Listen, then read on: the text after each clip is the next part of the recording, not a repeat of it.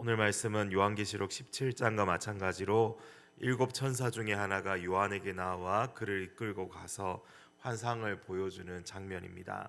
17장에서는 영적 바벨론이 받을 심판을 보여주기 위해서 그를 데려갔다면, 이번 21장에서는 요한에게 새 예루살렘, 즉 신부를 보여주기 위해서 높은 산으로 데리고 갔습니다. 17장과 비교해 볼 때 바벨론은 하나님의 백성들의 장차 이루어질 모습이 이제 극명하게 대조되고 있는데, 하나님을 떠나 죄악 가운데 거하는 세상은 심판으로 떨어지고 바벨론이죠. 반대로 하나님의 백성들은 크고 놀라운 영광의 새 예루살렘 성으로 인도하신다라는 것을 우리에게 말씀해 주고 있는 본문입니다. 우리 11절을 다시 한번 읽겠습니다. 하나님의 영광이 있어 그 성의 빛이 지극히 귀한 보석 같고 벽옥과 수정같이 맑더라. 아멘. 하나님의 백성들이 나아갈 곳, 그곳의 모습은 먼저 하나님의 영광이 가득한 곳입니다.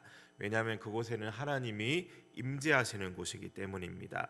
구약의 성전이 처음 지어졌을 때 거기에는 구름과 연기가 가득하였더라고 그렇게 전달하고 있죠. 그래서 거기서 수종드는 레위인들, 제사장들이 하나님의 임재의 영광이 너무 가득하니까 제대로 섬길 수 없었던 그러한 장면이 또 보여지고 있습니다. 하나님의 임재로 충만하였지만 그러나 시간이 지나면서 그것도 임시적이었던 것을 역사적으로 우리가 보게 됩니다. 그들이 범죄하고 하나님을 떠났을 때 성전에서는 구름, 즉 연기가 떠나가고 하나님의 영광이 떠나가며 성전은 파괴되고 다시 세워지기를 반복했던 것이죠. 그러나 오늘 요한계시록 21장에서 소개되는 이 새 예루살렘 성은 일시적이며 누군가의 침범을 받아 무너질 곳이 아닌 영원한 하나님께서 임재하시고 다스리시는 곳이라는 것을 우리에게 또한 나타내 보여주는 것입니다. 21장이 밝히고 있는 새 예루살렘 성은 결국 어린 양의 신부인 교회를 상징하는 것이며, 새 예루살렘 성 안에는 성전이 없는 대신에 하나님과 어린 양이신 예수님이 성전이 되어 주시는 곳이다라고 이러한 변화된 장면을 우리에게 보여주고 있습니다. 우리 12절부터 16절까지 다시 한번 읽어보겠습니다. 크고 높은 성곽이 있고 12문이 있는데 문에 12천사가 있고 그 문들 위에 이름을 썼으니 이스라엘 자손 12지파의 이름들이라. 동쪽의 세 문, 북쪽의 세 문, 남쪽의 세 문, 서쪽의 세 문이니 그 성의 성곽에는 12기초석이 있고 그 위에는 어린 양의 12사도의 12 이름이 있더라. 내게 말하는 자가 그 성과 그 문들과 성곽을 측량하려고 금 갈대자를 가졌더라. 그 성은 네모가 반듯하여 길이와 너비가 같은지라. 그 갈대자로 성을 측량하니 12,000 스타디온이요 길이와 너비와 높이가 같더라. 아멘. 구약 성전의 이 지성소는 완전한 정육면체였습니다. 여기에 묘사되고 있는 이 성 역시 정육면체로 지성소와 같은 모양을 가지고 있습니다. 사방에는 문이 3개씩 있고 성벽은 높아서 안전하고 성문과 기초석은 보석으로 되어 있어서 영광스럽고 휘황찬란합니다. 그리고 또 다른 특징이 있는데 그 속에는 눈물과 한숨과 슬픔과 배고픔이 없고 대신 하나님의 임재하심이 강렬하고 충만한 곳입니다. 크고 높은 이 성벽은 하나님이 우리의 구원의 산성이며 요새이시고 피난처 되심을 의미하고 있습니다.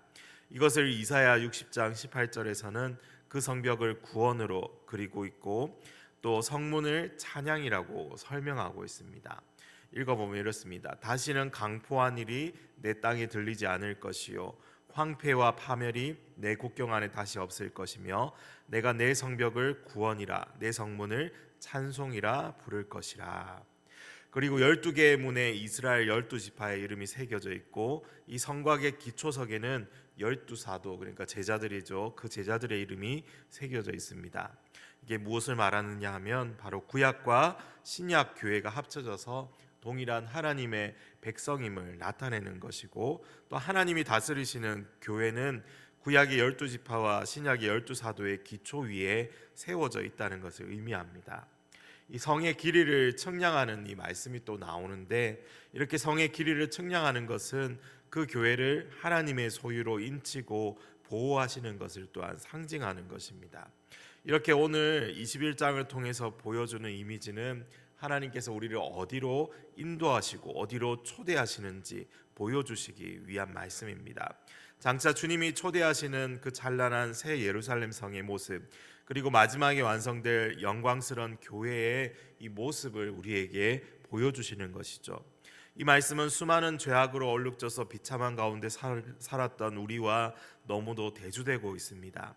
이 땅에 태어나 이 땅에 속하고 낮고 천한 삶을 살아가며 소망 없이 살아가는 우리의 모습을, 우리를 사망에서 생명으로 옮겨주신 그 주님이심을 또한 우리에게 알려주시고 있습니다. 저와 여러분을 구속하시고 구원하신 주님께서 우리를 얼마나 더 영광스럽고 더 존귀한 곳에 이르게 하시는지 오늘 우리에게 말씀해 주시고 있는 것이죠. 오늘 이 말씀은 구약과 신약이 말씀하고자 하는 것의 마침표와 같습니다. 하나님의 계획과 그분의 섭리가 완성되어지고 성취되어지는 그 최종 지점인 것입니다. 에베소서 1장에서는 우리를 향해 가진 하나님의 계획을 이렇게 정리하고 있습니다. 너희 마음의 눈을 밝히사 그의 부르심의 소망이 무엇이며 성도 안에서 그 기업의 영광의 풍성함이 무엇이며 그 힘의 위력으로 역사하심을 따라 믿는 우리에게 베푸신 능력의 지극히 크심이 어떠한 것을 너희로 알게 하시기를 구하노라. 그의 능력이 그리스도 안에서 역사하사 죽은 자들 가운데서 다시 살리시고 하늘에서 자기의 오른편에 앉히사 모든 통치와 권세와 능력과 주권과 이 세상뿐 아니라 오는 세상에 일컫는 모든 이름 위에 뛰어나게 하시고 또 만물을 그의 발 아래에 복종하게 하시고 그를 만물 위에 교회의 머리로 삼으셨느니라. 교회는 그의 몸이니 만물 안에서 만물을 충만하게 하시는 이의 충만함이니라. 아멘. 이 주의 교회가 가지게 될 기업의 영광의 풍성함이 결국에는 오늘 이 본문을 통해서 그 찬란함을 드러내고 또한 우리로 그것을 사모하게 하시는 것입니다. 또 베드로전서 1장에서도 하나님이 우리를 향해 가진 계획을 이렇게 말씀합니다. 썩지 않고 더럽지 않고 쇠하지 아니하는 유업을 있게 하시나니 곧 너희를 위하여 하늘에 간직하신 것이라. 너희는 말세에 나타내기로 예비하신 구원을 얻기 위하여 믿음으로 말미암아 하나님의 능력으로 보호하심을 받았느니라. 그러므로 너희가 이제 여러 가지 시험으로 말미암아 잠깐 근심하게 되지 않을 수 없으나 오히려 크게 기뻐하는도다. 너희 믿음의 확실함은 불로 연달아에도 없어질 금보다 더 귀하여 예수 그리스도께서 나타나실 때에 칭찬과 영광과 존귀를 얻게 할 것이니라. 아멘. 사랑하는 성도 여러분, 새 예루살렘 성의 모습을 우리가 살펴보면서 이 약속이 반드시 이루어질 것과 장차 저와 여러분이 누리게 될 하나님의 임재와 영광을 사모하며 살아가는 이 하루가 되시기를 간절히 소망합니다. 그것은 썩지 않고 더럽혀지지 않으며 쇠하지도 않는 영원한 기업이며 유업입니다. 그것을 보증하시는 분이 어린 양이시고 예수 그리스도이시며 잠시 잠깐 우리는 이 세상을 살면서 영원한 하나님의 나라를 사모하며 그것을 바라보게 하셨던 것입니다. 오늘 하루도 이 금보다 귀한 믿음을 지키며 하늘 소망을 가지고 기뻐하며 살아가는 이 마지막 때를 살아가는 저와 여러분 되시기를 간절히 소망합니다.